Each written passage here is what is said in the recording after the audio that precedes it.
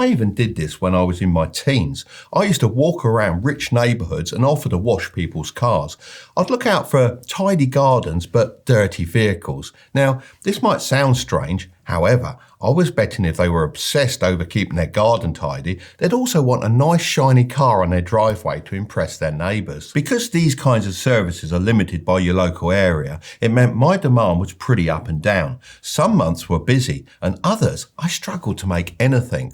When I was busy, I was only able to work with one person at a time, which capped how much I could make in a day. So in-person services are great to get started with, but you can quickly feel like they're limiting your potential. That brings me on to option 2, which is local products. This is selling things like home-baked goods, handmade items, artwork, fresh produce, and much more. This can be a great way to make money, but it's not something that happens overnight. Unlike services where you get paid as soon as the job's done, selling local products takes time. I gave this a go using some of the profits from my car washing business. I bought some cheap model plane parts, then spent some time building each one up, and then sold them to people at the RC Flying Club, which I went to on the weekends. However, I quickly realised I was putting a lot of work in for very little money.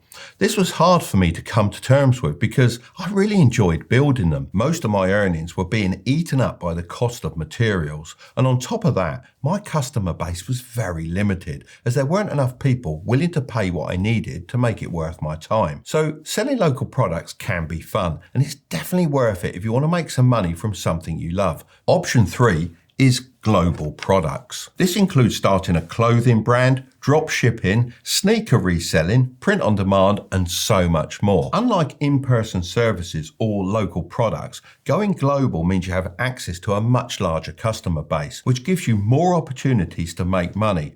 You're not limited to just the people in your town or city. Anyone, anywhere can buy from you. I was so excited about launching my own global products. I even flew all the way to China to partner with a manufacturer to produce my model aeroplane designs and sell them worldwide. Of course, you don't have to do this if you choose to go down the drop shipping or print on demand routes. However, this wasn't really an option when I started. If I'm honest, things started off pretty slowly for me because I had to keep reinvesting my profits back into new products to sell. Every sale required more investment. Once I sold 10 items, I then needed to buy 20 more to keep up.